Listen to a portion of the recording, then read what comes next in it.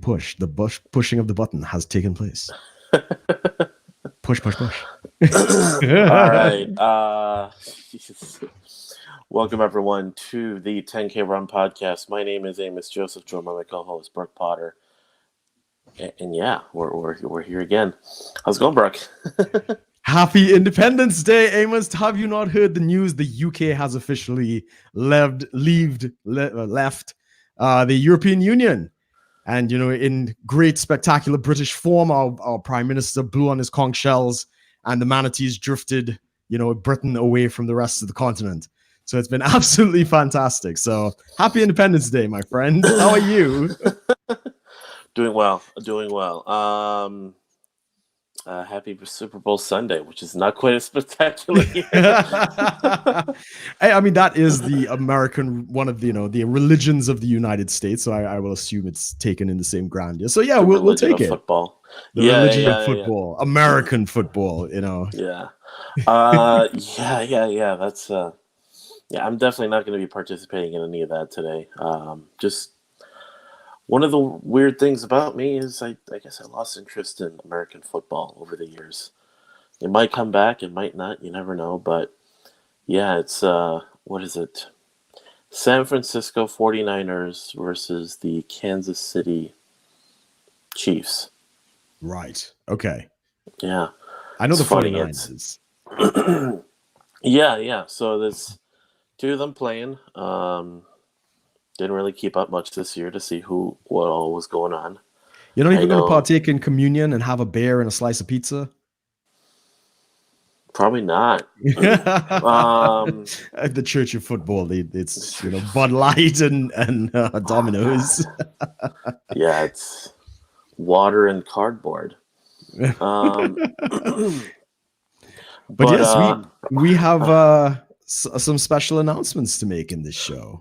Well, so yeah, we wanted to get this definitely out of the way the first few minutes in case someone is paying attention. But our giveaway officially, in terms of entrance, cut off last night at about midnight. We didn't get any entrance pretty much most of the day yesterday.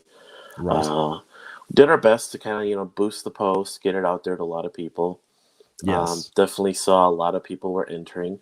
One thing that was really funny that we wanted to remind everyone at least once, but didn't really help, was a lot of people didn't follow the instructions 100%. We had over 200 comments, but only 80 people have officially entered. Have actually done what's required to be in the competition. Which was like the page, make a comment that is tagging 2 friends. That's it.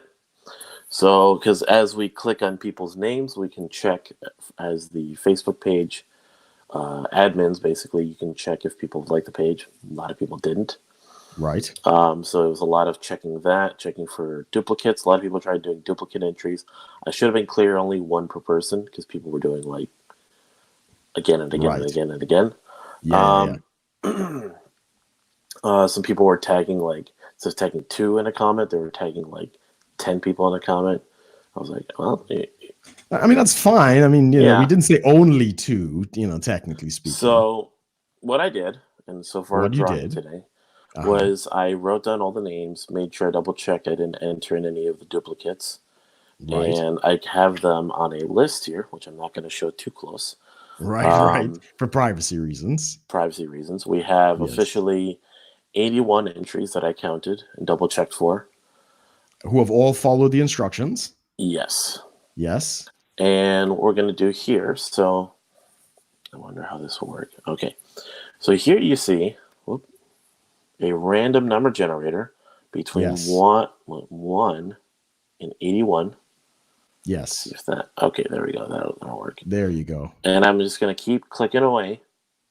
Without looking. Yeah. So this is real time. This is happening now, ladies and gentlemen. And just tell me when to stop. All right, I'm going to close my eyes because I don't want it to be unfair. And I'm just going to say when I think, right, stop now.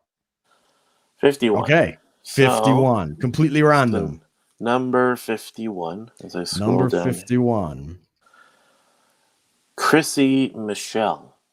Ta-da! Chrissy Michelle is the winner of the Amazon $50 giveaway. We will be contacting her through her Facebook. And hopefully she has a working email. We will email that out to her. So how do you want to do it? She wants to call. You want her to contact us, or should we contact her? Let me find her first. Yeah, basically, yeah, we're gonna send her a message just to congratulate you won. Yes. Ask for her to confirm with us. Yes. So that we can send it out. So we can send it to her. Yes. And that'll be that. All right. I mean, I guess depending on where she is, if she's in the UK, it might be easier for me to send it. If she's in the US, it might be easier for you to send. So we'll see how that whole thing works out. So we will definitely, get her information. If she's listening, be sure to shoot either Amos or myself a message, either on Facebook or through the fan page or on Instagram and Twitter and all these things. Our handles are shown in the display. If you don't want to wait, we'll get in touch with you that way as well. So what's the name again? Chrissy Michelle. Chrissy Michelle. Fantastic. So I'm just scrolling away to double check here, but we can keep talking while I'm trying to find, because there's a lot of posts here. There's a lot to go through. I think we'll save that for later. We'll double check that information later. But again, congratulations to everybody who joined, and thank you for everybody who's liked the fan page. We really appreciate it. We hope you guys stick around, listen to some of the content that we're going to be putting out. And if you all have comments, we'd love to discuss things that you guys might want to hear about. I mean, Amos and me are just talking about everyday events and what's going on, and if there's anything interesting, and if Trump is being impeached or not impeached, or Nancy Pelosi is losing her mind or what. So yeah, we want to kind of keep it entertaining for you guys out there. So yeah, give us some feedback, guys. Leave a rating, leave a comment. Let's see if we can get this podcast going out there. Oh yeah, we're definitely wanting to do a couple of these. I'd say at least a couple of these in a year. Just I think we could do a few. Yeah, I think we could do a few giveaways. I've got an extra copy of the Rational Mail. Maybe we could give that away. We would have to target specifically men for that. That would be a men's thing. When is International Men's Day? 15th of November, I think. Maybe we could do it then. End of the year. I think. Well, we'll see. We'll figure it out. But I think International Men's Day is in November. I'm not sure exactly when. 19th, I think. 19th of November. You should know this, Amos. You're a man. I think with that one, there should be a way we could send either like some sort of an ebook copy, or if we want, people are comfortable at least, we could send it to people's addresses. I don't know if people will be trusting of us to know people's addresses. Not like the entrant would be sending in their address to enter. Right, exactly. We're not, and we have laws in well, I don't know if we're still under them. They were EU laws, but since we've declared independence and stuff, I don't know if we still have to follow them. But if you had customer data, like somebody gave us their address or something, there's a whole shit ton of security you have to make sure your systems have so nobody else could access it. So even what you just did, that list that you just had there, you would have to make sure that list is encrypted. Otherwise, the coppers will show up and like take you to the clink. Oh yeah, because they're gonna. I mean, they're gonna come way over here and get me. Yeah. I mean, this is it. Like, I actually want to lead the campaign for the EU to join the UK, the other way around. So,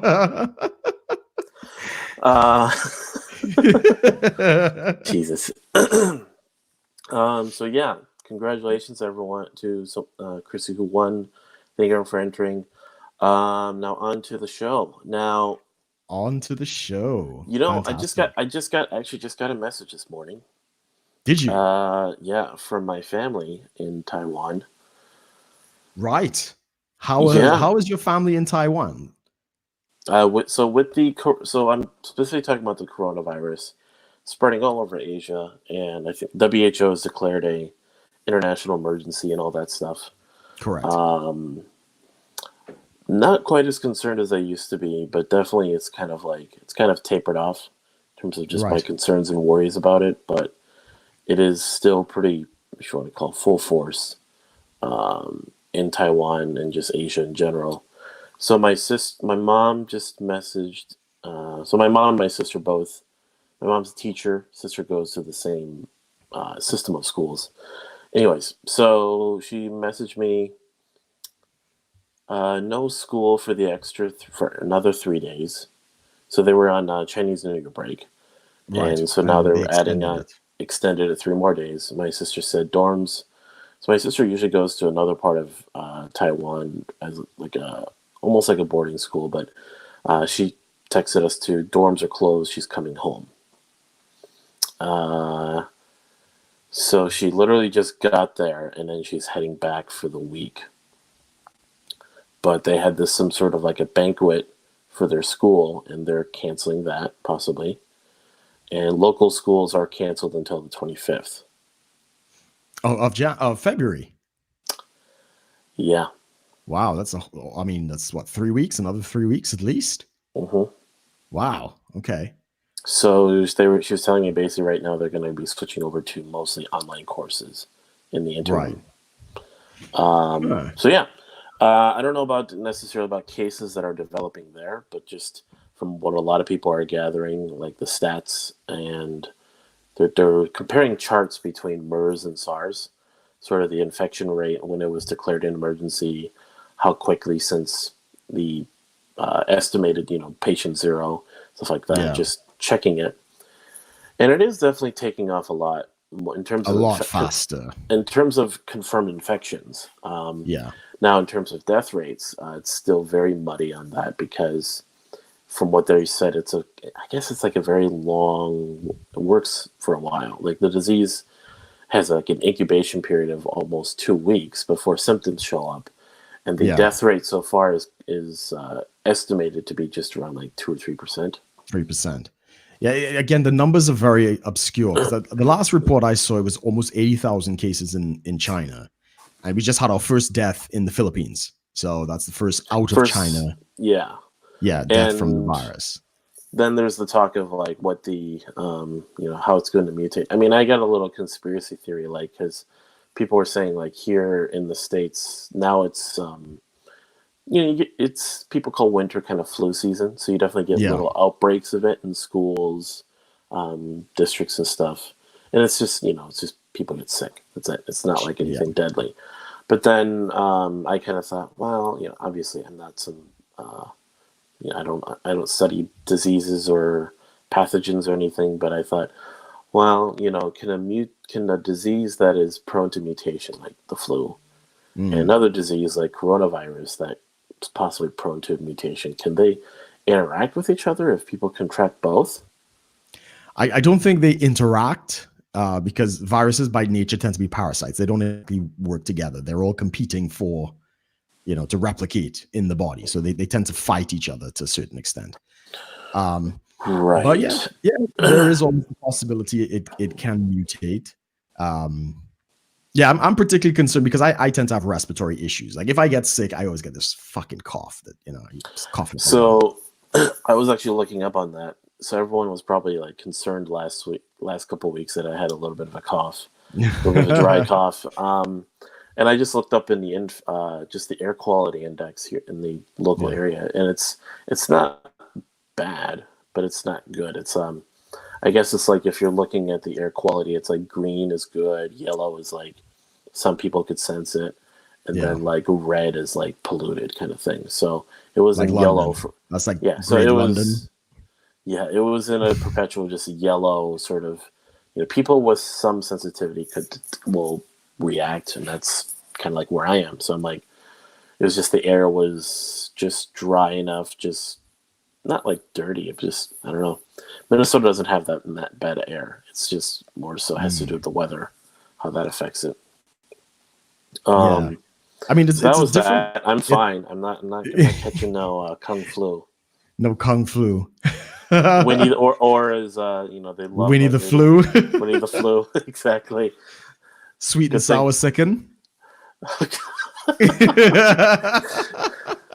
Oh god, the memes have been absolutely brilliant, man. I mean, but seriously, on the air pollution thing, I'm because I used to commute into London quite often. The air in London is by far the nastiest place that I have ever been. Dude. There are literally tube stations like Covent Garden for me, maybe not for anyone else, and I think it's because they don't really have clear ventilation. There's a spiral staircase and an elevator. So there's the air down there is nasty. If I go through Covent Garden tube station, I will develop like a 2-week cough, right? Like full on sickness. And if anytime I go into London on the train, underground, or anything, and I come out, I have to shower. And if you see the black soot that comes out of my hair, or even if I blow my nose or pick some boogers or something like that, it is black that just comes out. This particles. It's disgusting. It's like that in Taiwan. I love it here. So Taiwan has the second largest Ferris wheel in the world. Taiwan. Okay, cool. Who has the first? You guys. We're number one. Yeah, number one in something. For those who don't know, I am still in the UK, so yeah, he's talking about the London Eye. The London Eye. So yeah, there's one. It's a Ferris wheel off of a large shopping mall called Miramar. I don't know if it's still called that. I was there when it was being built, and I opened it, went on there. Anyways, so we went on there a few times when I was still in Taiwan, and you could get to a level in high up enough that you could see almost like a cross section of the air. Really? Okay.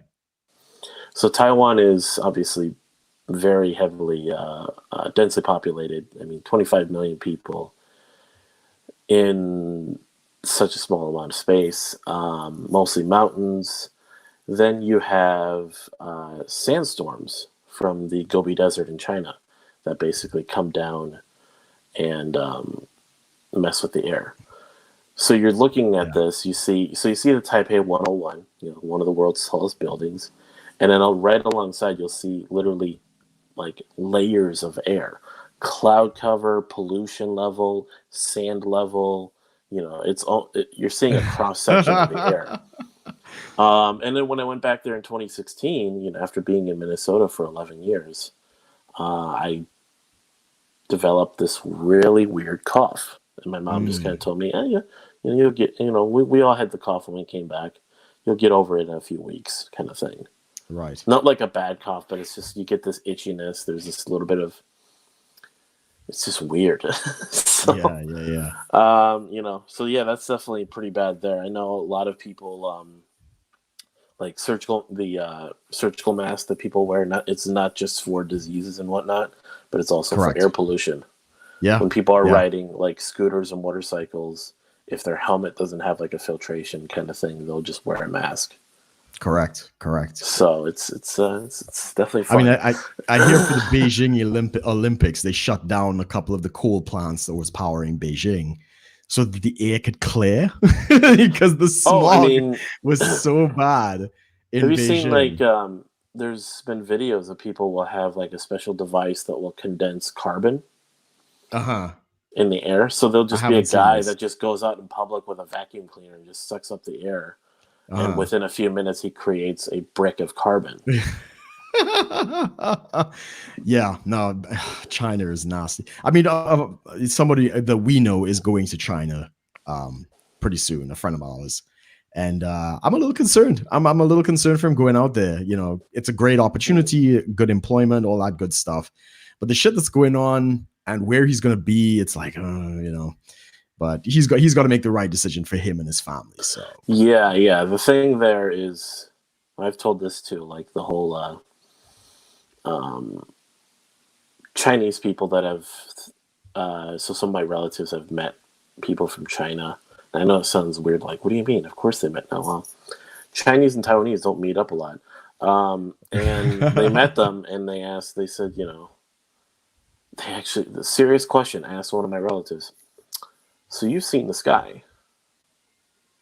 Wow. And they're Did they ask like what color is the sky? Like No. They just said, so you've actually seen the sky, kind of thing. Like, what? And they're like, yeah. You've seen the sky. I'm like, what do you mean you don't? Sometimes. Almost sometimes maybe. Maybe a little glimmer, like just a little ray of sunshine coming through. Oh my goodness. freedom, and then That's crazy. the communists blow a plume of smoke at it. I'm just kidding. That's not how it works, everybody. I'm joking. But we're no longer being broadcast in China, so I think we've secured that. Yeah, that'd be funny if I tried to go to China and they're kind of give me don't want to squint my eyes and give a look, but they essentially will look at me like, we know you, or something. They'll pull up and they'll look up, You wanna come there? Oh my gosh, the memes about the virus are hilarious, and yes, I'm in this coronavirus Facebook group, and it's basically there is a lot of information being offered there. A lot of people that are like seriously offering, whether it's new articles about new infections, deaths, or whatever. There's like a live map of like confirmed cases that they're tracing, checking up on. Yeah, and I've seen them out.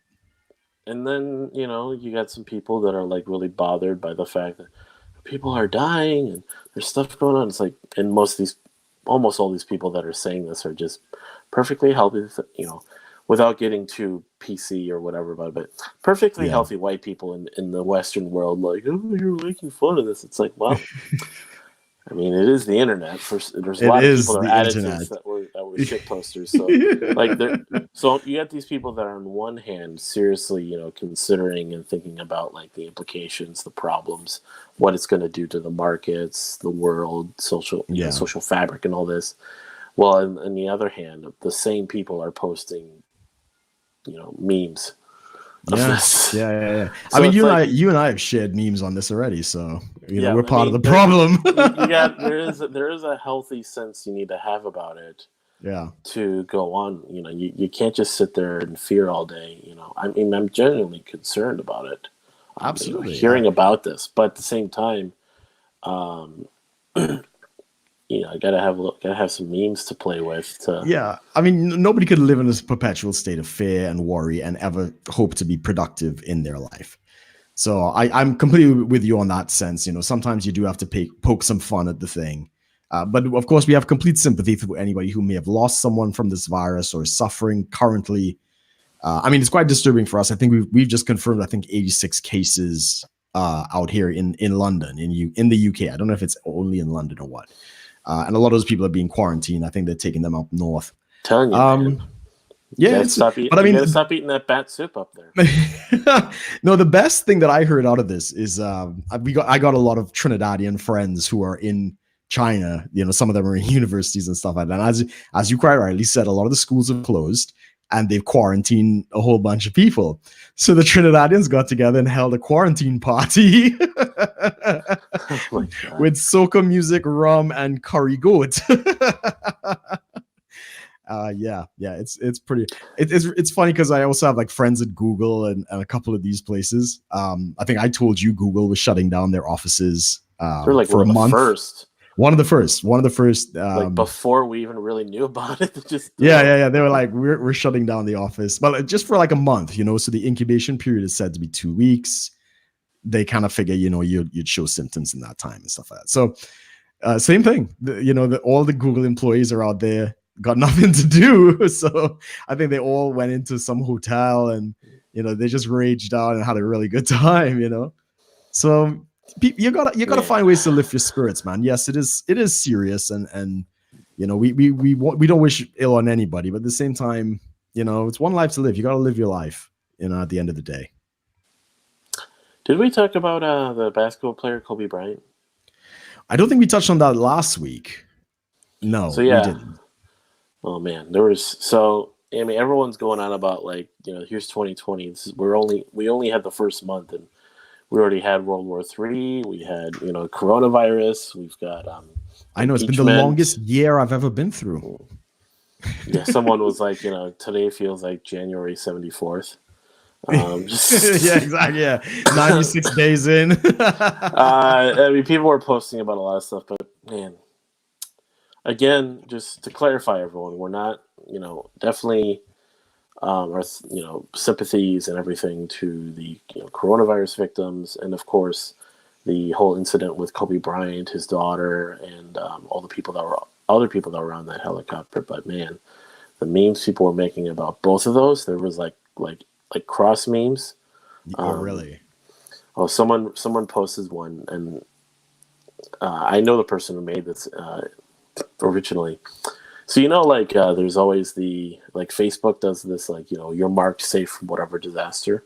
Oh yeah. So someone said, Oh, Kobe Bryant no. is marked safe from the coronavirus. I was No, like, no, that's not right. that's as dark as I'm going with that. So No, oh God, no, that's terrible. That is yeah. absolutely terrible. Yeah. I mean, I think, wasn't there, I heard there was a rumor there was a cartoon or something that kind of depicted Kobe Bryant like crashing in a Oh, helicopter. I mean, The Simpsons have definitely cracked. There's a lot of jokes. Like The Simpsons goes through the whole spectrum of just situations, scenarios, and whatnot. And every Yes. now and then they catch one that's they think there's a time traveler working for The Simpsons because Yeah, I've heard this rumor. Yeah. someone basically did a compilation of just single frame shots of one where the news guy in The Simpsons is saying coronavirus, it actually says coronavirus. Well, Right. everyone's freaking out because they think coronavirus is this new thing. Coronavirus is just a It's just a classification. strand. Yeah. It's a classification. It's like saying flu. Flu is It a is a type of flu. disease. But it's more so. The common flu is a coronavirus. They're all in that category. They're respiratory affecting viruses. Yeah. So, yeah. And then there's other names of it like novel coronavirus, which just means new. Yeah, exactly. Really. So really, coronaviruses have existed for a while. Yeah. We just call it this because that's still weird. It's been out for over a month now. Still no official name on the disease. Yeah. I mean, it does. Yeah, it takes time to kind of get. They call it the Wuhan coronavirus, the novel coronavirus, the 2019 coronavirus, because it technically came out in 2019. Yeah. But let's do a poll. Let's do a poll. What would you name the corona? No, I'm just kidding. No, so they had a still of that, and then they had another one of Chinese people eating bats or something. Yeah. But that's already a common thing. That's already in Chinese culture, eating weird foods is definitely up there. And I think what was the other one? There was one apparently of some celebrity crashing a helicopter or something. I mean, I saw one someone posted a screenshot from Facebook Marketplace. Someone trying to sell a limited edition model helicopter with the Lakers logo on it. I was like, oh God. Oh man, people are, that's rough, man. I don't think it was The Simpsons with the Kobe Bryant thing. There was another cartoon. I mean, I just saw the picture of it, so it didn't look like The Simpsons has a look to the drawing sort of thing. But I know The Simpsons definitely got Trump. Yeah. They didn't actually say coronavirus in the Simpsons clip. If you watch the original, it doesn't say that. It's a flu from China, and some people have edited it now to make it look like it was a prediction. Oh, okay. I mean, yeah, still though. It's but I mean, to be fair, a lot of shit has come out of China, both physically and virally. And just remember, you can't say that because that's racist now. I know. Yeah. So while the world is freaking out over this disease.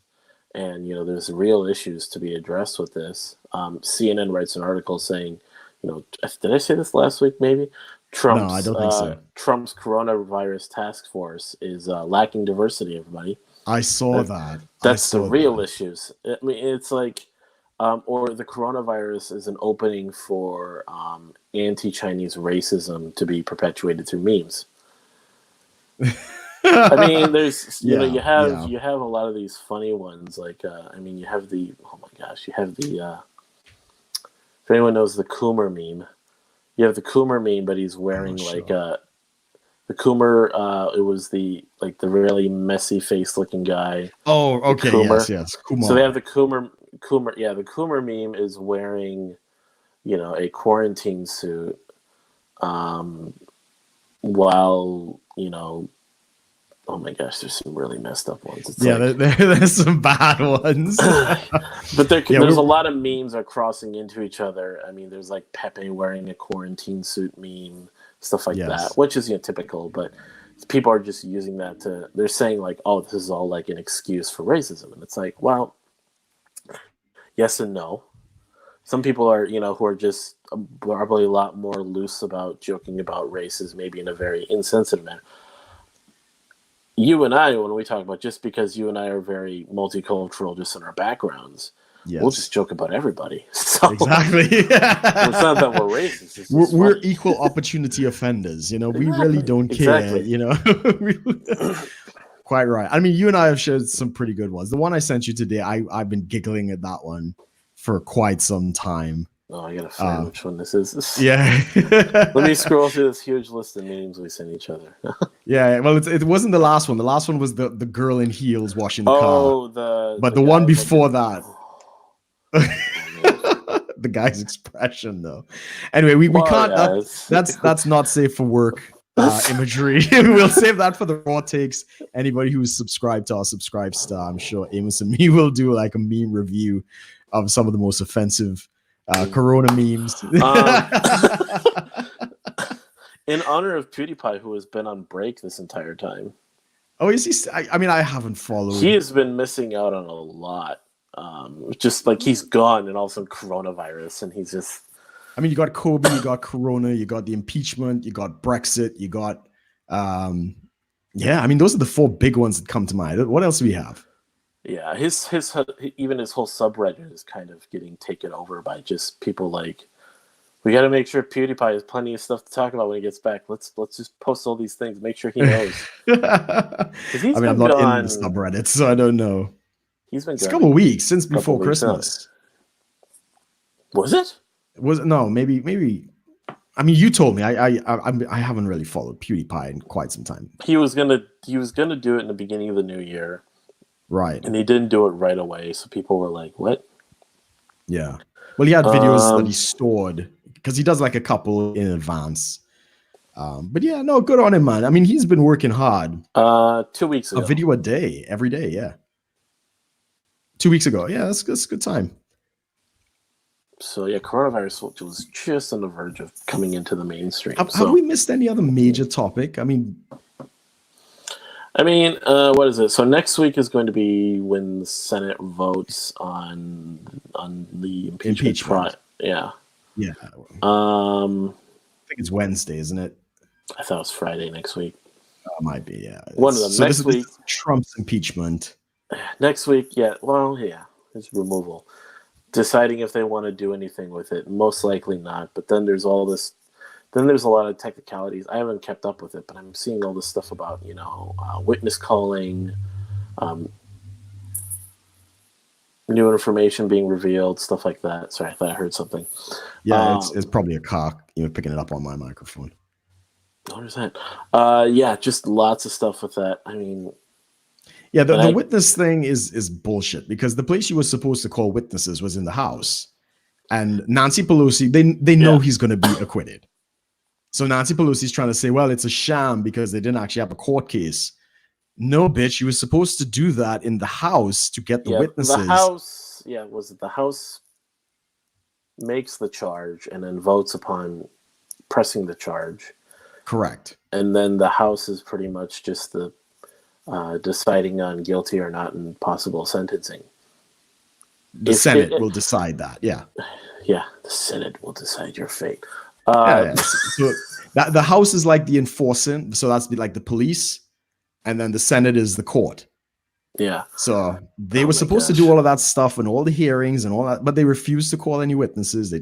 So this whole thing is that at the end of the day, there's no crime. They're just talking about speculation. It started off with the Ukraine phone call that fell apart, so they jumped to another phone call that fell apart, and then a guy came up and said, well, I heard a guy talking to this, painting, and he overheard. It was just, there was nothing. There was absolutely nothing. They could not decide what the charge was. Yeah. Yeah, I'm seeing a lot of people that are not from the States that are trying to comment on this and thinking like it, this definitely deserves And anytime I kind of bring it up, like they're not really interested in the conversation that I'm having, which is the whole thing. Like the whole thing is going to set a precedent for basically impeachment being a big joke in the future. Correct. Impeachment is never going to be taken seriously again. No, and it's partisan. It's showing partisanship. It's showing it's showing literally you can vote on anything for any reason. I mean, yes, they did have obstruction of Congress. How? Yeah, it's not even that's not a crime. Right? Abuse He of invoked power. Executive privilege. Where? Yeah, Exactly. I think the judge there was a judge involved with his whole because he could refuse a subpoena, which is executive privilege, and people are like, "Oh, that's not real." Well, a court actually ruled that he can. He can, exactly. But if they vote on it, it doesn't matter. They can just vote on it and say it is. And that's the thing is people don't really understand. Like the House and the Senate are not they're not judiciaries. Like they have judiciary abilities, but they're not actual courts. Nature. Correct. So they don't have to just because they vote on something or consider something to be a charge or guilty of someone's guilty of something doesn't really mean much. It's more of an internal affair. So correct. Yeah, I mean, he's going. It's pretty likely Trump's going to get off on this whole thing. So he's going to be fine, and he's going to get reelected, and everyone's more than likely. And then they're probably going to try to impeach him again. Yes, I've seen what's his name? Cenk Uygur is from the Young Turks. He's running for Congress, if I'm not mistaken. And he wants to impeach Trump. He wants to. He actually put out a video saying that he wants another impeachment, and he came up with all of these ridiculous charges. I mean, realistically, there are ways you can impeach Trump on legitimate grounds. Not really. Nothing that would exonerate any other president or any other vice president without getting them in trouble. That's the problem. If you were to hit him on the claim is, he made profits from Russia or he got favorable deals with China to build a hotel. I've heard of that one being more solid than this. Yeah, but what is the one you heard? Because that it's all in trust, so technically there's no legal connection to him and the deals. The whole with the Saudis, something with the hotel where he was by giving them a better time or giving them a bunch of extras. Was it them paying him extra for providing the hotel and all the amenities and whatnot. Right. Yeah. He can cut him a better deal. So things like that. I mean, there's it's not illegal unless you could actually figure out what better deal did they get. That's the problem. And the truth is that's called lobbying. And it's very little in Washington. Yeah, I mean, that's the thing is within the realm of lobbying or just plain old politics that is being practiced today, there's a lot of things that you could throw into the realm of just being unethical, I'd say. Oh, sure. It's bribery. It is bribery by any other name, what you're talking about. But in Congress, it's called lobbying. It's legal. So that's what I'm saying is there's actual legitimate things that presidents do. Yeah, but exactly. You can't enforce it. But it's if you enforce it for someone like Trump, then every other president is fucked. Yeah, you have a lot of other presidents that are screwed, and then you have a lot of future presidents that can't do certain things. Correct. And is that necessarily good? I mean, from a libertarian stance, I'd say, yeah, you need that. But at the same time, you're going to destabilize the system, and I don't know if that's necessarily good or bad. Do you want anarchy because they're actually going to catch a president on starting illegal wars? Right. I mean, and see, that's the problem. If you castrate the president, and because he's the executive, the judiciary and the legislature would have too much power. And that's the issue. So the whole system, right? So Charles Montesquieu came up with the democratic model that you guys are using. You need all three to keep each other accountable, right? To keep power in check. So if they go down the road, as I say, presidents do shit all the time. congressmen, man, bribery, every fucking law is some company petitioning and lobbying for special interests and favors. It's all bribery, right? That is how business gets done in Washington. And the truth is, if you were to cut off that for the president and you castrate the office of the president, you basically diminish the power of one of the checks and balances. And as you quite rightly say, that's probably not the best way to go around things. It's not that you can't probably come up with something that Trump has done. I mean, as I said, I don't think anybody is fully clean, especially in politics. But if they got something to stick, I'm pretty sure it would screw so many other people. Because I mean, that's what's going on now with Biden, isn't it? I mean, Biden is he still in the race? I don't even know. I haven't kept up with apparently I US. saw some video going around. Someone caught clips of him straight up telling people to not vote for him. Really? The dude is so out of it. It's ridiculous. There was I know he's not in good health. Is that a thing? He's basically become like the male version of Hillary Clinton. Like, just he's got some sort of a mental something's going on, because he was talking about. This is an actual video clip. There was a video clip of him on the campaign trail at some place talking about kids touching his legs in a swimming pool. And he talked about this on a campaign trail. No. Sorry, Joe. There's a video. I mean, he's talking about that. He talked about no. He's done some really sketchy. Like, it's surprising how much sketchy stuff he's basically done, and right. no one has caught it. Like, it's out there. Like, you gotta find it. But there are video clips people caught of him like saying some really weird stuff on the trail. But again, we know who controls the mainstream media. They tend to be very left. He's one of their own. They're going to protect him. Yeah. Now that he's getting public, now he's in the national sphere, as all campaigns, they're digging up all the dirt on him now. I've heard some pretty freaky things coming out of Uncle Joe's mouth. And yeah. I love the memes about him still. Like, the whole sniffing people's hair meme is yeah. I just saw one.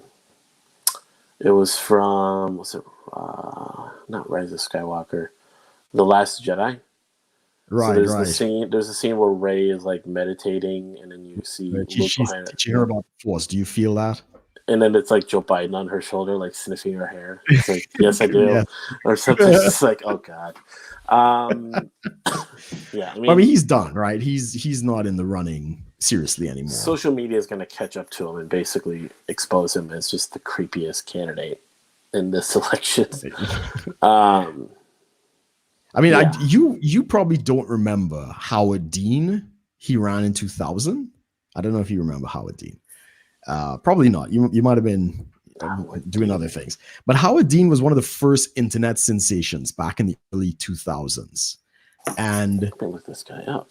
Yeah. He at one point he was the front runner for the Democrats, and he was campaigning. He had all the online ads. He was the first person to do like a full online social media brigade, and he raised most of his money online and all that different kind of stuff. Really interesting character, and he really changed the game in terms of how politics is done in the United States.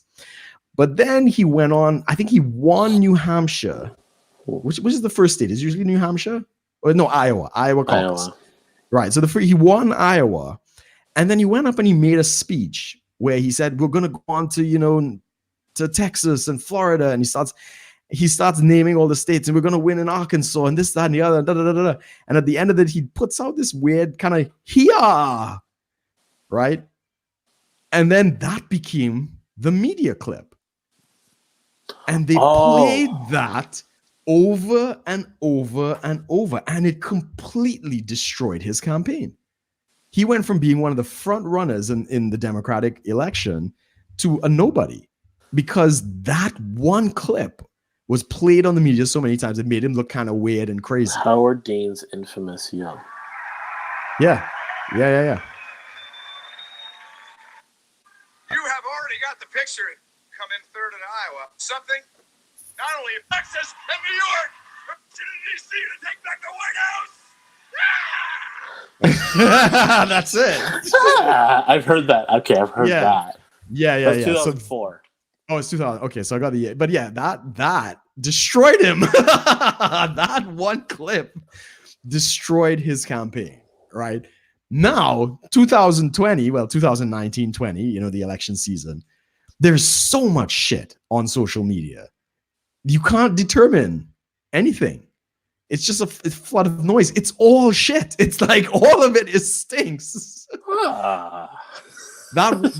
Just to compare it, in 20 years, well, 16 years, that one thing destroyed his campaign. Now there's so much fucking shit out there. The things people say in these campaigns and on the trail and stuff. Oh, dude, there was like this one video clip of Elizabeth Warren. Like you can find, especially among Democratic candidates, you'll see their speeches are all rehearsed and it's all the same thing. Yeah.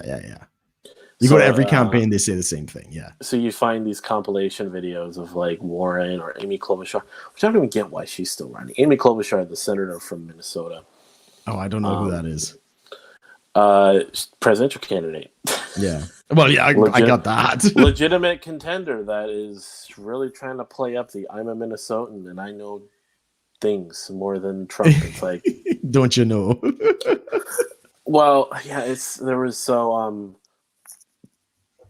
video clip of her telling this really dry joke about being Minnesotan and talking about Trump, and she like tells the same joke the same way like a dozen times. Yeah, and it's just showing the video.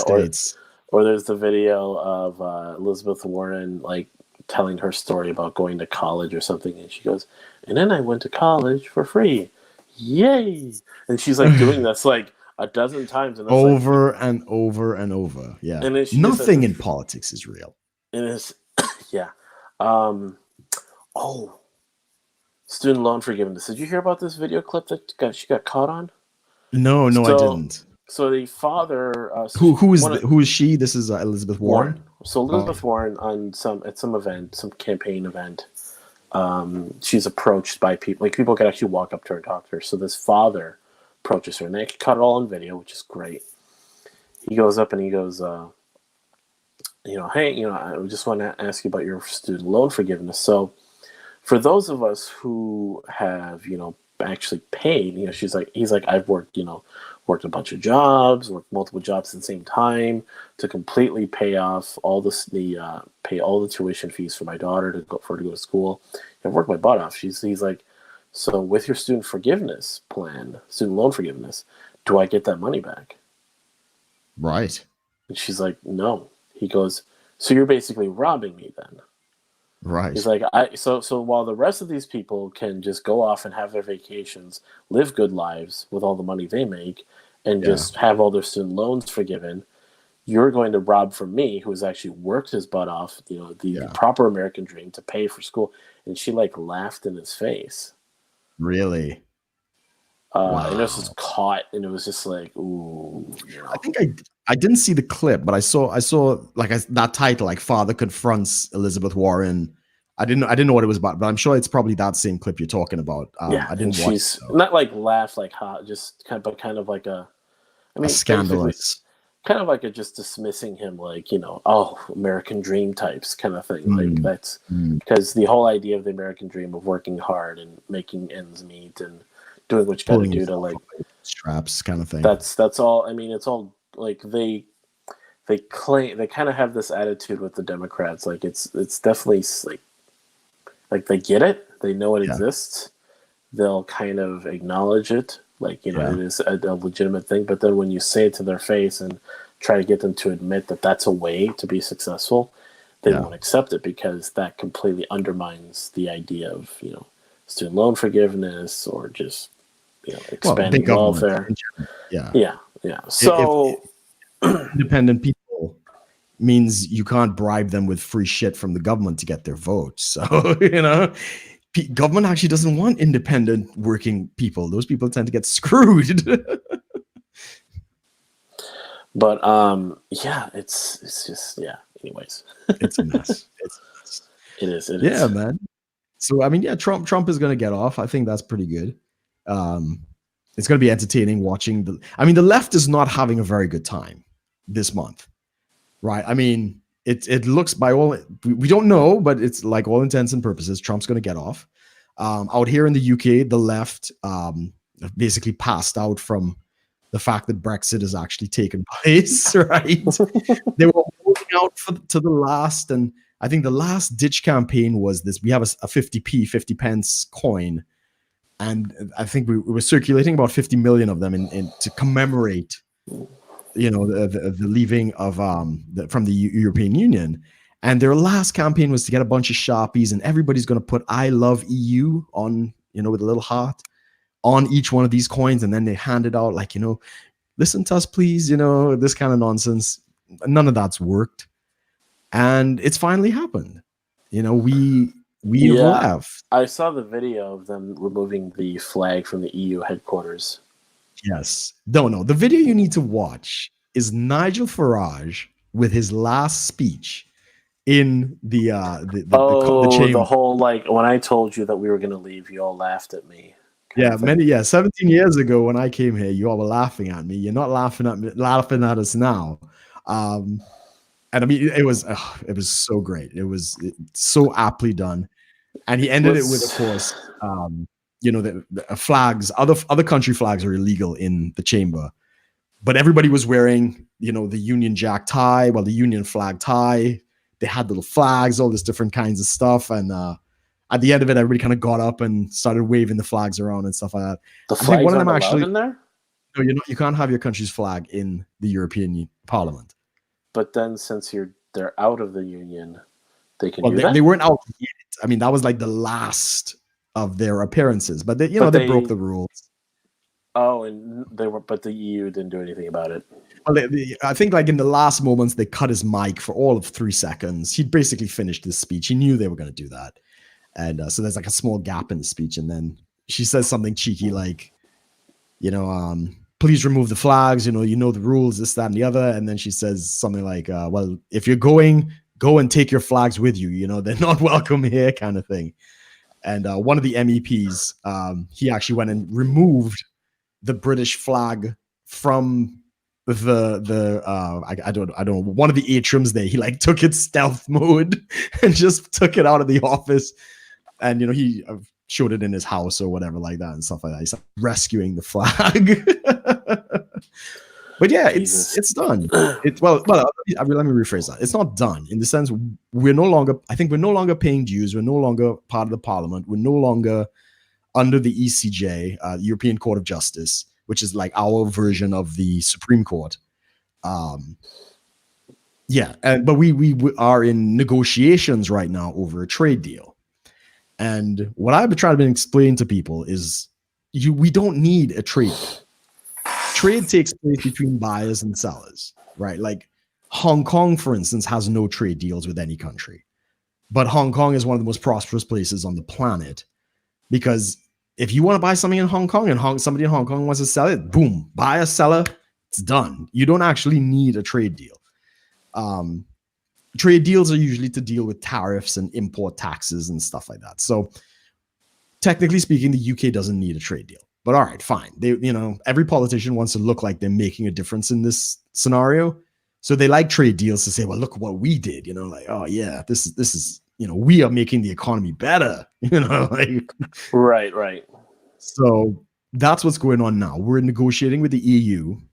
But what's really good, and I have to admit, Boris Johnson surprised me.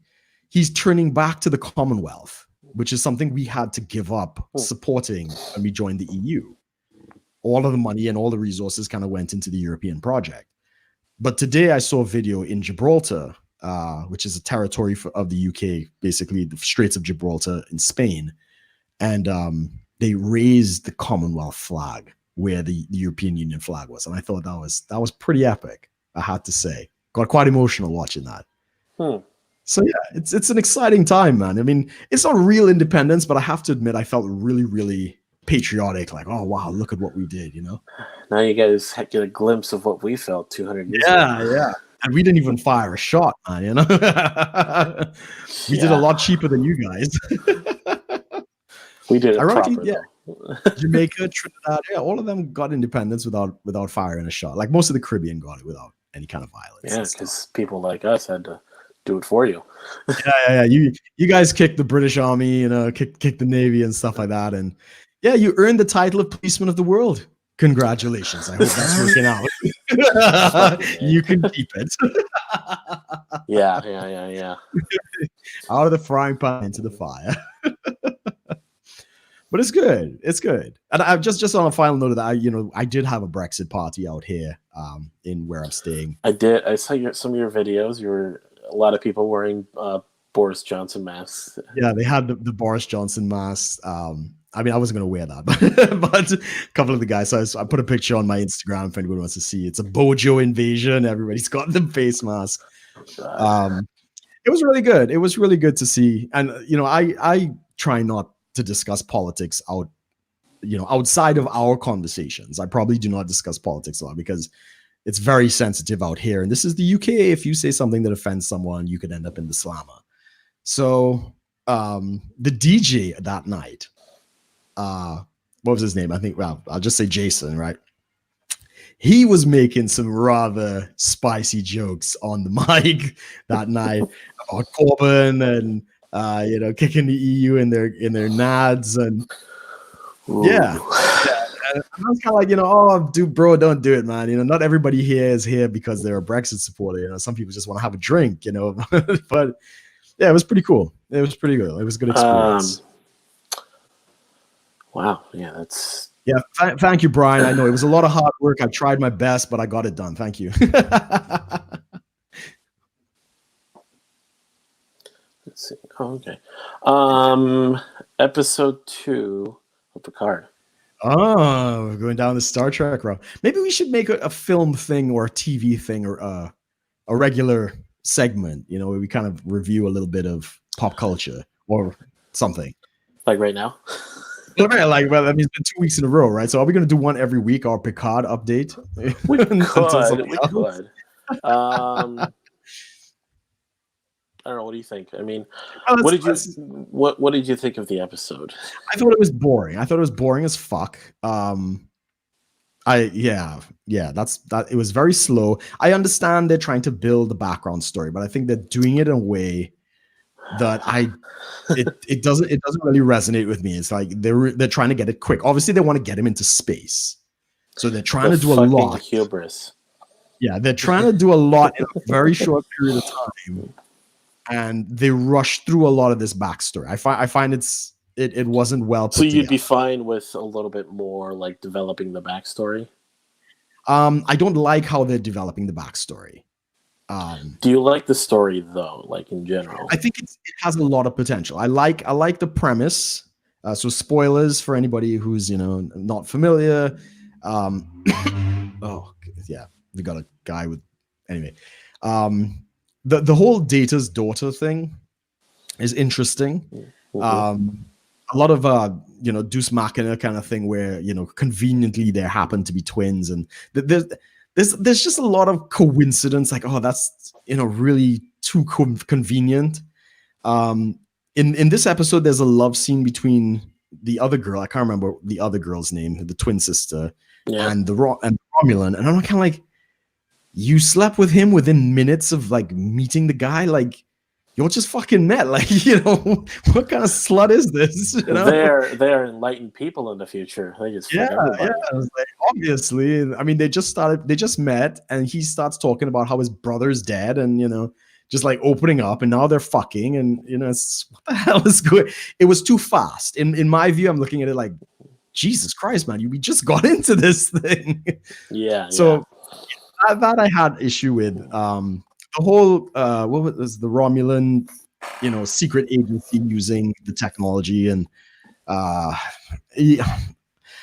never been moored with the Romulan Empire. It's just. I mean, I like the premise they're setting up. They're saying like, well, like the Tal Shiar is like the Romulan sort of secret police or their intelligence agency, and they go, but putting secret in front of anything Romulan is just normal. So you have to consider that there is obviously something deeper than just their, like, if their normal life is secretive, then what is actually secret?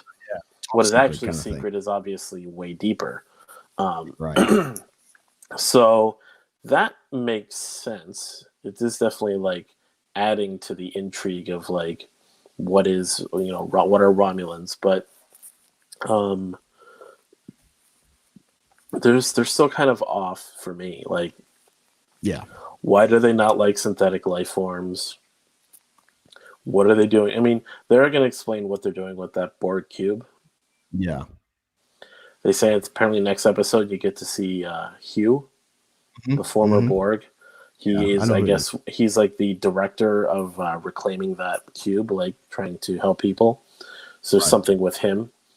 But they're wondering, like, okay, if he is presumably human, what is he doing working with the Romulans? Right.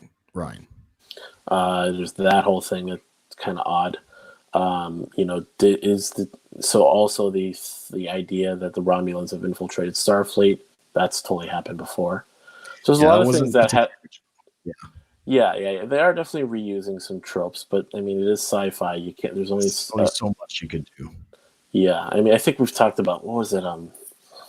Star Trek. Like, all the Star Trek series tend to follow like certain tropes that they always use. There's always there's the matriarchal planet. There's the time travel up. There's all the time travel episodes. Yeah. There's always there's always a virus, some kind of infection. There's a virus episode. There's a couple of them.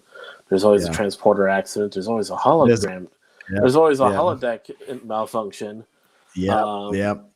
Especially in Star Trek, where they have that technology. Ironically, when the coronavirus was breaking out, I started rewatching Deep Space Nine, and I got to like the first couple episodes where there was a virus on the space station. Right. And I'm like, oh fuck, man! I don't know if I want to watch this right now. No, yeah, I'm rewatching Deep Space Nine. I'm skipping out quite a few episodes that I've just seen enough of it. Yeah, and I actually remember why I had a problem with Deep Space Nine. Why? Because the script was taken from Babylon 5. Oh, right. They start to find their footing by probably season 2 kind of thing. 2 and 3 it starts to take off by about 3, 4 it starts to really pick up because I'd imagine because the whole thing is they're on a station and they're kind of getting their footing, they're figuring out what's going on. You have a lot of these arcs dealing with there's like a couple of arcs dealing with the Bajorans, there's arcs dealing with the Kardashians. The Kardashians. Kardashians. Kardashians. I meant to say. Then there's the Ferengi and such, and then there's a whole arc about. Then of course towards the end you start there's a war. Right. Okay. That's when it really picks up. That's a lot. But yeah, so was Voyager and Next Generation. Next Generation was 7, yeah, it was. That's a lot. 20 episodes. Because Next Generation was a very much an episodic sort of thing. Every episode was kind of on its own. Yeah. Voyager and Deep Space Nine basically were the two that tried to combine sort of episodic plus overarching stories. Right. Yeah. Voyager a little bit more about the overarching story because they had a lot more multi-episode sort of stories. But yeah, it was the overall goal was get back to Earth. You're rewatching it now, Deep Space Nine? Yeah. Okay. But I skipped so many episodes because some of them are just like, okay, there's some that when you watch this so many times, you kind of just get bored of it. Like, you can still enjoy watching it. Like, if I sat down and watched every single one, I can enjoy it. But it's some of them, it's like, I'm not really in the mood to watch that one episode. Like, I know what happens. Like, yeah. I get that. I'm watching it, and sometimes the premise is kind of really slow, really boring. The pandemic one that I watched, where I think it was like scrambling people's brains where they couldn't say coherent sentences, right? Yeah. It's kind of like, I know how this is going to end. Of course, everybody's going to survive. They're going to make another episode, and it's going to be a quick fix at the end. Like everybody's going to get sick. It's going to seem hopeless, and they're going to find the one guy who can get. And so said, so done. And I had the episode on, but I think I was honestly typing up some emails at the same time, like just doing some work on the side. And ironically, one that I found that was kind of boring as well, which is ironic, was Q-less. I think Q-less. The one time they throw Q into it to kind of make it interesting, and it just wasn't. It didn't work. It didn't work. Because I loved the Q in the Next Generation, right? So anybody doesn't know that's kind of the Q was also a pretty good little part of Voyager in some spots too. Yes, him and Janeway had a thing, but they just kind of whipped through it into DS9 to see what it would do, and it just didn't work. It wasn't a very strong. That is the one and only time you'll ever see him in that show. You won't see him anywhere else. Well, if it's anything more like that, I'm probably for the best. But I love that character of Q. No, but I'm just letting you know in case you're wondering, because like every other, I think that was the last one I saw. Because next Gen did it one every season, and then Voyager did one every season where it was a Q episode. If anything, Q was a very integral part of Next Generation because he was there for the first episode and the last. Correct. And he was there pretty much everyone in between. Yes. So, yeah, I mean, I guess in a way, Next Generation, like by the premise of that, like Q sort of set, the entire show was basically Picard proving to the Q that humans were capable. Yeah. But yeah, so the DS9, they have that one season, that one episode, and that's it. Yeah, I mean, I was disappointed with that, but like I did mention to you that I'm going to give Deep Space Nine another run, and I'm kind of further removed from my days of Babylon 5. So anybody who doesn't know, Babylon 5 was another sci-fi series on the Sci-Fi Channel that was basically based on pretty much the same premise of this out space station, with a wormhole, and it, there was part of an interstellar war, and it's part of a peace settlement, and one side switched to it's basically the first 3 episodes are identical. It's the same fucking story, right? Right. Even a lot of the characters are the same. Very similar. Let's just say that. So I actually liked Babylon 5 back in the day. So I'm a little further removed from it now. So I'm kind of coming into it as like, okay, I remember it, but I don't feel as passionate about the rivalry. So I'm more open to it now. So we'll see. We'll see how it goes. I'll give it at least the first season. But back to Picard. I think that's what, the second episode definitely starting to push some things that I thought was like not needed. Like I get they're trying to be edgy, but that one admiral just, God. right away just, I mean, I figured Starfleet would still, I mean, I get it.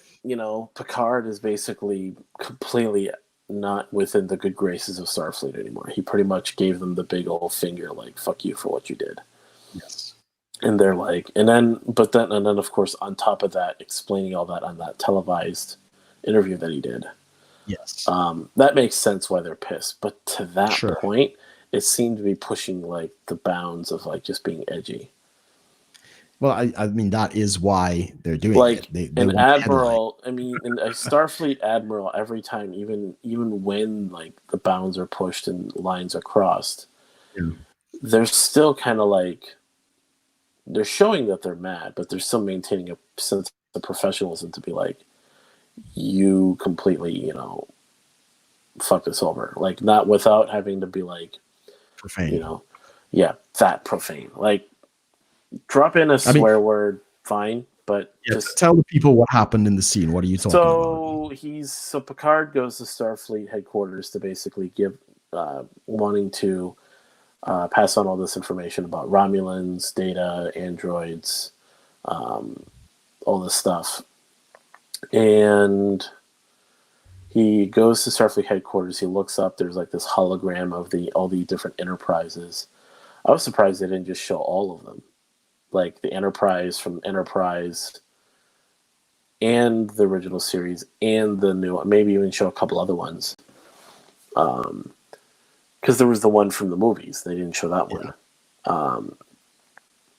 Not much. And then so he goes up to this desk and says, "Hi, I have an appointment. I'm for Picard with Admiral so-and-so." And then they're like, "Can you spell that?" And you can really pick up because you're looking at it. It's this young officer that's like, managing the desk, and he's asking Picard, one of the greatest figures in their history, pretty much, to spell his name. And he gets his name tag. He goes in, he talks to this admiral, tells her about the whole thing, and she's kind of like, she's more like, you have the audacity to be here, and he says, "Hey, I need a ship. I just need a small crew. If you're not happy with what I did, obviously I would be fine just being a captain again, just this one mission." Yeah. And she basically is remaining quite still the entire time he's talking and just yells at him the fucking hubris. Not in any control, just straight up an outburst. Yeah, which pretty much Starfleet admirals usually don't have. Yeah. It was very out of Canada, character and demeanor of what you'd see Starfleet doing. Starfleet has a sense of honor and respect about just the way they interact with each other. That even just that news reporter asking a very out of line question to push him, and then going from there, just showing people in the Federation, people on Earth are just not the way they used to be. They're more reflective upon people today, which correct. You here's the thing. The people at Next Generation had a sense of just the way they carried themselves, the way they talked, where they were both showing the fact that they're living in a more enlightened sort of utopian time in the future. But they would get little bits of humanity that you would see that you could relate to, whether it's they were playing the poker game, they were playing on the holodeck, or just interactions talking about women, dating, whatever. They would have these things that made them just enough a glimpse of oh yeah, I can get along with that. And then you had Enterprise that came along that was showing humanity sort of on the verge of becoming what they are. In the original series of Next Generation, they're still having, it was a more down to earth humans that were yeah, we've definitely made changes, but we're still very much who we are. Correct. No replicators yet, no holodecks, not a lot of these things to sort of really help people. They just didn't have that. So it was because they're only even Enterprise at the time was only 100, just a little over 100 years from now. Right. Okay. So it was humanity was still very much a lot of similarities. Yeah. But yeah, and here we are, a whole 20 years after the end of Nemesis. So pretty much since the beginning of. I mean, if you really look at the whole entire timeline from the beginning of Next Generation all the way to Nemesis. And then you should just go all the way to, what was it? Next Generation started 2360 something. Right. And do you know what year it is in Picard? I don't know. It's 2395 or something like that. Okay. So it's a while down the road. It's almost 40 years for Picard. 30 years actually for him. Since all that. Yeah. And humanity has basically regressed to just, at least an admiral has regressed to the point of just being completely out of line, I'd say. I think that's probably one of my biggest objections to the show at this point is what I always thought Star Trek, at least the Next Generation specifically, and I believe it might have been Gene Roddenberry's original intent, was a future of hope. That we'd actually kind of conquered a lot of the issues that we had. And even with that, so you'll see in DS9 and of course in Voyager you touch on that, like they start to touch on like, okay, the Federation is what it is. You have humans, you have all these species working together. You have this sort of enlightened utopian future, but there is a bit of an underbelly to it. There is sort of like, they do point out like there's organizations, there's people that are in Starfleet and other governments that are basically doing the dirty work to keep things going. Yes. You kind of have, I mean, it's kind of like our CIA, NSA, like the shit they do in the name of security. Things that are probably not the most constitutional or legal that they do. Right. Star Trek DS9 and Voyager and such, they all touch on that. Mm-hmm. But they never breach the, sort of cross the line where your normal everyday Starfleet officers were involved in that. Like there's always the struggle of like Starfleet officers discovering this and going, okay, this isn't working so well. Or this, we don't, this goes against our beliefs and whatnot. So I get that. And it's like, okay, so they're still maintaining like, hey, we're still us. We're still these good people. Even though there's all this shady shit that happens that's going on in the Federation or whatnot. So it was like hinting at like, okay, Gene Roddenberry's future definitely exists, but there is a cost to it. That they're exploring. Like humanity still needs these subversive groups to manipulate small things. Here's Picard basically saying, not only is that happening, but humanity is just regular, everyday people that are supposed to be principled, professional, enlightened humans. Just fuck all that.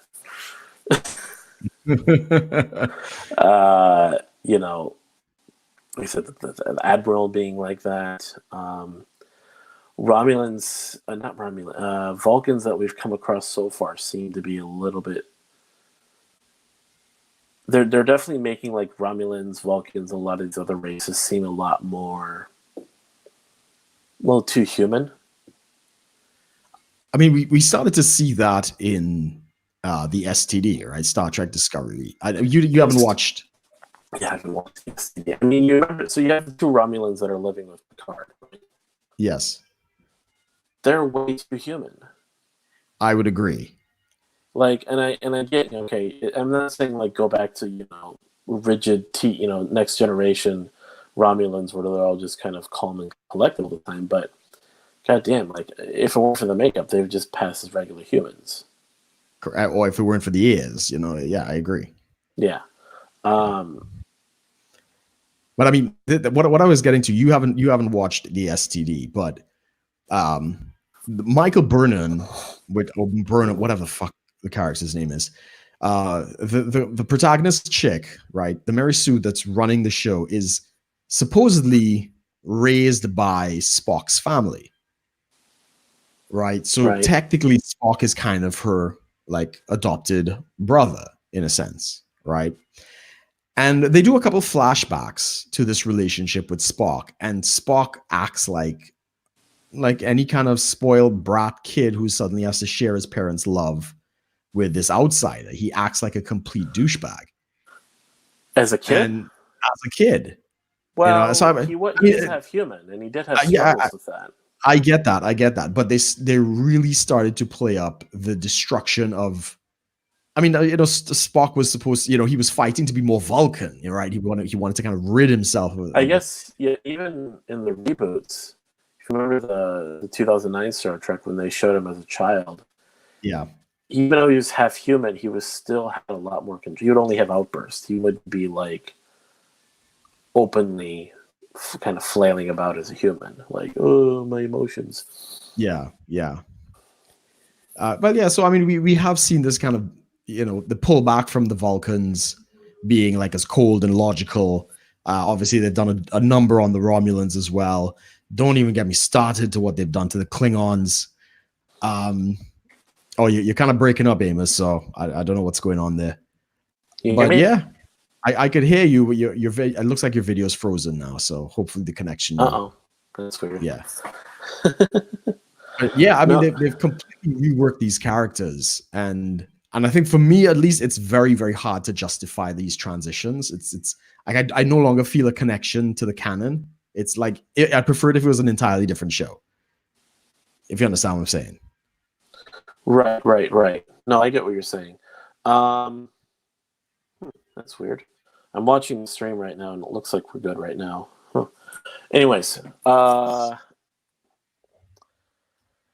yeah, they're really fucking up Star Trek for me.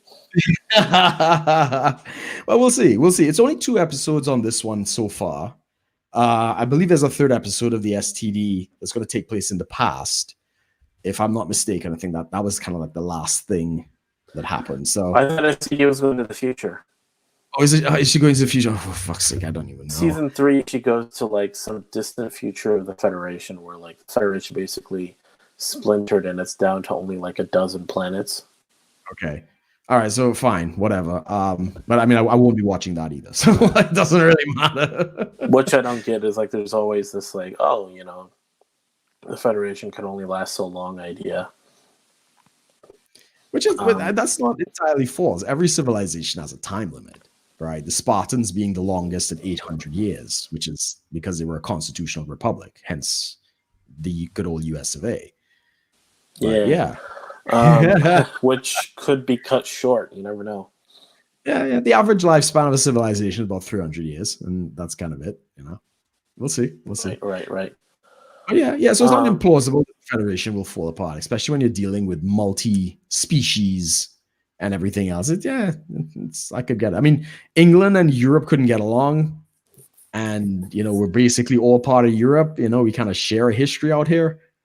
Well, I say we as if I've been here for the whole thing, but we couldn't cut it. So far less for interplanetary diplomacy. Are there bells going off where you are? Actually, yes, there is. The Abbey is. It sounds like they're practicing for the weekend. Can you hear that? Yeah, very faint. Yeah. Wow, this mic is really, really sensitive. I was like, is that celebrations of Brexit? What's today? Today's Sunday evening. They actually have bell ringers. They go up there and they, you know, it's like 6 of them pulling on these strings and they do like songs. I don't know how it works. I think it's every other week though. It's not every week. So I think our listeners are very fortunate this week. Well, yeah. Do you think you're going to keep going with Picard? I'll watch the first season for sure. I think unless they really do. Like I personally am giving it the full chance, you know, of a season. I'm going to give it a full season to see what happens. Yes. If it doesn't even remotely pick up, you know, because you got a lot of things. You've got what's going on with the Romulans and their Borg reclamation project. You know, they're freeing the Borg, but they're also fucking around with the cube to like, you know, they're talking about artifacts, talking about technology. What is 7 out of 9 going to do? What's Hugh going to do? Do Riker and Troy play a larger role than to just be some sort of, compass for Picard for one episode? Do we see LaForge or Worf? Is there even a slightest chance that Data comes back? Because they're kind of hinting at that. And it's such a far off thing, but it could happen. Quite right. We'll see. And I don't know if how do I say this? Wasn't Geordi? Oh, we've lost Amos there. He'll probably be back. For the while I'm waiting for Amos, I was going to make the point that in the Next Generation, it was Data and Geordi who were like the best of friends. But in this Star Trek reboot with Picard, all of a sudden, it's Picard is like, you know, his number one sort of thing. You know, they're like really close. And again, that they didn't really have a great interaction through the series. Although Data eventually sacrificed himself in one of the films. Oh, Amos, you're back with us. I can't see you. Nothing is coming up. It looks like Amos has lost his internet, so hopefully he'll be back with us just now. But yeah, that was my viewing on it, man. I thought it doesn't feel like Star Trek. The STD definitely didn't help. The Star Trek Discovery did not help. It's they're really messing up these things. They're messing up that. They're messing up Doctor Who. They've screwed up Star Wars. Yeah, it's just not a very good place. I'm assuming Amos is probably rebooting his his computer at this point. But yeah, and well, Kong, yeah, man, I'll join you up later for the chat. I know you're gonna put the post in the group, so I'll look out for that. I'm looking forward to that. So one of our listeners, I'm going to be on our friend Kong. He's in the chat. You could probably view his. I'm assuming it's going to be on his channel. You know, to later tonight, we're going to be having a discussion. Amos, welcome back. Okay, I can't hear you now. You can't hear me? Now I can hear you. Yeah, I can hear you now. Yeah, it took a while. Sorry about that, guys. Had a little bit of a technical issue there. What were we getting on about? No, I was just saying how the whole Star Trek. I probably wouldn't feel as passionately about it if it was a completely different show. Right. And I was saying how the continuity of the style of Star Wars is definitely it's all over the place. It's it's all shattered kind of in a sense. Right. Yeah. So the STD definitely fucked that up. Yeah, anyway, I don't know. So I'm hoping they could keep some of it with Picard, but I guess we'll see. We'll wait and see. Right. Yeah. I really hope the season at least has a nice little, if it at least keeps me mildly interested, I'll at least be okay with it. Like, because I'm not just looking at it like comparing it to like other shows in general. Yeah. Other Trek series. What's this? Something.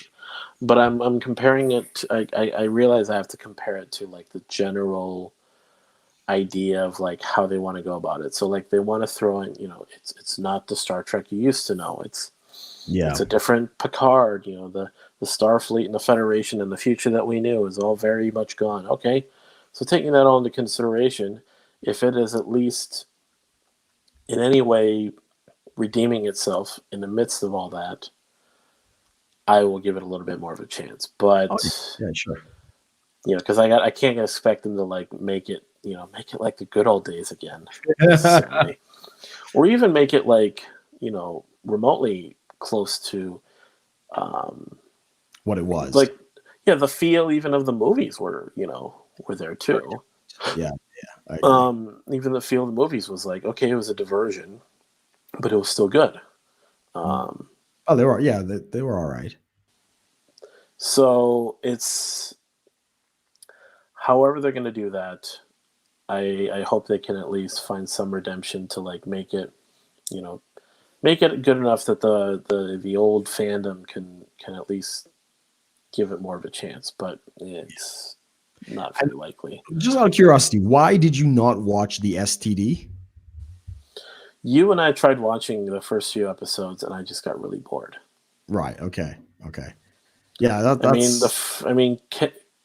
By canon alone, it just seems very all over the place. A lot of the narratives they're trying to push is definitely DS9 shows one of the first like lesbian kisses on TV.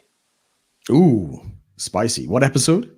Way in there. I got some time work this evening, so I'll grab the. But the thing is, I've seen so many people try to use like the Next Generation, DS9, and Voyager, even Enterprise to an extent.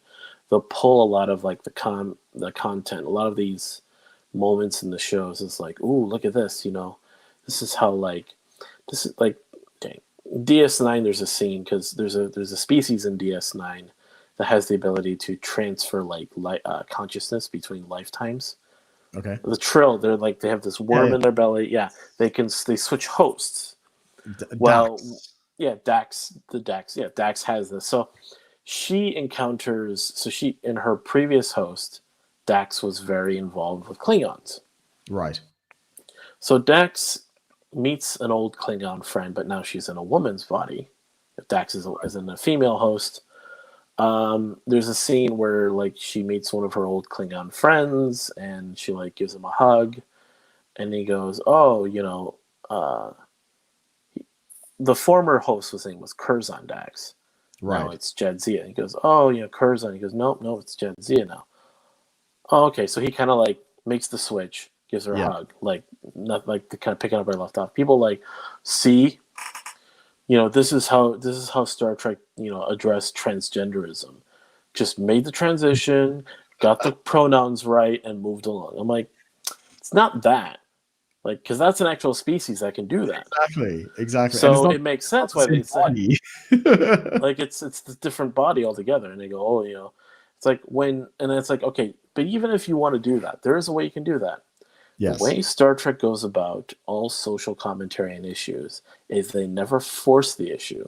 They make it as part of the story where it makes sense. Correct. Species that can switch bodies, and then the complications of that involving where some hosts were married at one point, then they switch to different hosts. Mm-hmm. The Trill, which is their species, have this code of conduct where you're not supposed to reassociate with past lovers from past lives. Correct. You're supposed to be a completely new person to move on. You can maintain friendships, but not romantic relationships. Correct. Yeah. Yeah, and so there's this whole thing. So then there was this struggle because there were these two symbionts that basically came into women's bodies at this point. So Jadzia and this other woman find out, they used to be husband and wife in another life. Right. They have this whole conflict of feelings and such. And then they kiss once. Right. And then it's this whole vaguely familiar. Is that in season 1? No, it's like season 5, I'd say. Okay. Anyway, so this whole thing plays out, and it was part of the story. Sure, makes sense. But it's not like what they're doing now. What they're doing now is, I mean, the closest thing in DS9 to really pushing an agenda was still very, very light. Right. Like there's a couple of parts where like Benjamin Sisko is like going on about the civil rights movement for like 5 minutes. Right. That's it. But it was still within the story and not in any way being shoved down your throat or pushed, or anything. Yeah. It's just, this is all part of the greater story. So, I mean, the Star Trek writers are obviously going for headlines. So it's the same thing with Doctor Who, right? When they announced that Doctor Who was going to be a woman, they just wanted the headline. They want, first Doctor, it's going to be a woman, whatever. Same thing. Then that went further. Well, right. Now there are 2 women, and this black and overweight woman is the original Doctor. Ooh, spicy. She was apparently some doctor before all the other doctors.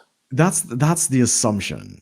Right, I haven't watched the show. I just caught the clip at the end of it, so I think Doctor Who was diverse at one point, and then there was a whole bunch of white men. There were 13 white men, and then it got super diverse again. And yeah, so anyway, so yeah, they won the headlines like Star Wars, the last one they did. What was it? The Rise of Skywalker, was it? Yeah, lesbian kiss, and like, oh wow, ooh, headlines, But it was pretty quick though. It was like a split second thing. Sure, I get that. Then they introduced, they bring in the sexuality in Solo again. I didn't watch Solo, but apparently, Lando and the droid apparently were like banging it out somehow. They were cranking one out. Here's the thing with that. Actually, I liked Solo. Yeah. The whole thing was just Lando was such a charismatic person. Right. That he could fuck anyone and anything. That's really what it was. Right. I get the premise. It wasn't about him like, and it makes sense. He was a very charismatic person even in the other movies, but it wasn't like pushing it like, he wasn't going around like, I'm gonna fuck this, I'm gonna fuck that. He just had an attitude like I could. Yeah, I get it. I get just normal charisma. Right, exactly. But I mean, it's the same kind of bad boy energy that Han Solo kind of had. Obviously they were very similar. I get it, it's the backstory and all that kind of stuff. But I mean, you don't think about sex when sexuality like that very commonly in Star Wars, apart from Princess Leia in her brass bikini. That was kind of the the bulk of it, right? I mean, in the original series. She also, in some scenes where she was wearing that very loose-fitting princess dress, she didn't wear a bra underneath. Oh, brilliant. Was it cold? I have to rewatch that series.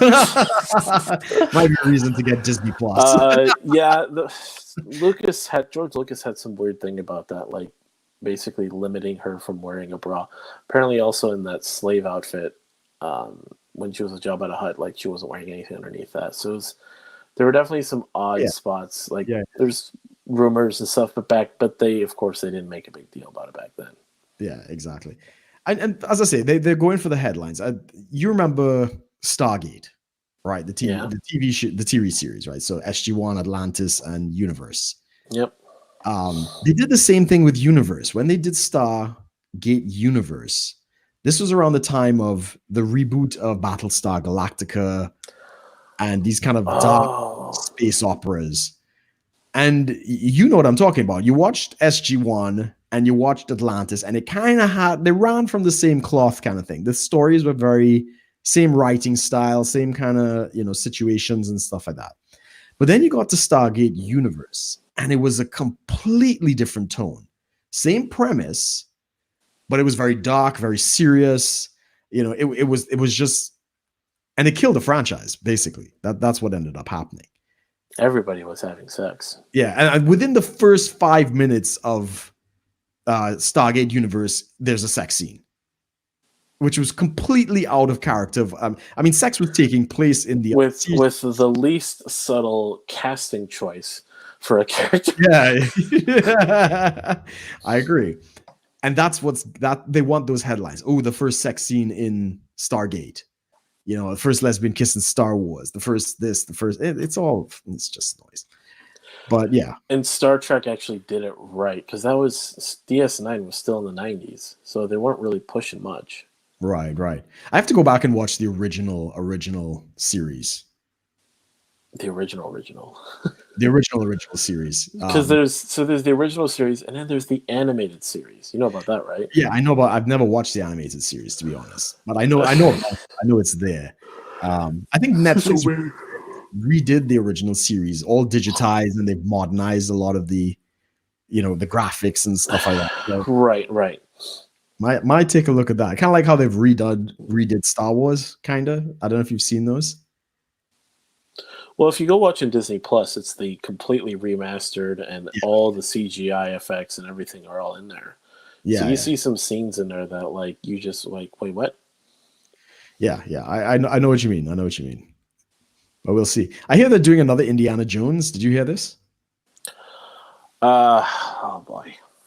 Yeah. Was he going to be in a freaking wheelchair? Well, of course, his companion is going to be a woman, and they're probably going to try and pass it off like that's going to be the next mantle carrier, is going to be this woman explorer thing. But they're going to go deep into China to find patient zero of the coronavirus. I don't know, man. There's going to be. We are. There's going to be a National Treasure 3. The first one was pretty cool. I actually liked National Treasure. For me, liking U.S. history, I did like that. The second one was a little bit of a stretch, but it wasn't. It didn't completely ruin it. That's the thing. It was still like entertaining. Yeah, I give you that. It was still fun. Yeah. So I don't know what they're going to do with the third one. I don't know if I told you once, because we have these conversations too, where I have like interesting dreams. I had a dream that I was in like a National Treasure sort of scenario, but it was like in China. Right. So I had to utilize like Chinese history to find treasure and stuff. But anyways, it was interesting. I actually was just starting to watch the first National Treasure again. So yeah, the first one was clever. I like that. It was around the time of The Mummy as well. It was a Disney movie. Yeah, it was. That's what's surprising, because it's like it's action and there's a lot of stuff going on, but it's quite tame when you really realize how light it is. But how Disney-fied it really is. I mean, Disney's got a lot darker in their more recent stuff. So, but they've also gone woke, as Conker's quite rightly pointed out in the chat. Disney's suffering from the wokeness. It's probably going to infect everything else pretty soon, but we'll see. We can right as long as we can. But anyways, so yeah, once again, thank everyone for joining us, of course. Did you have anything you want to add quick? No, I think that's great. Happy Independence to all our UK listeners. Yep, happy Super Bowl Sunday. Also, congrats to our winner, Chrissy Michelle. We'll have to go through that in a bit to What's her figure name? out. Christy Michelle? Chrissy. Just Chrissy two S's. Michelle. Okay. Chrissy Michelle. I'm going to look her up, and then we're going to send her a message about what's going on. See if she wants the gift card, I guess. Awesome. So here's the thing. I guess if we message them, they don't respond, do we just pick another one? Yeah, if by next week the person hasn't claimed the prize by contacting us. Yeah, we have the show next week. So I think you got 7 days, man. If you don't respond to our message or listen to the podcast or any of the other things, I would say, you forfeit and you go on. We'll pick somebody else. We'll do it again. Yep. And we'll have a promotion at some point, won't we? Yeah. Brilliant. All right. Well, thank you for joining us. We will, of course, see everyone next week on Sunday. And yeah. So thanks for watching, everyone. Have a good week.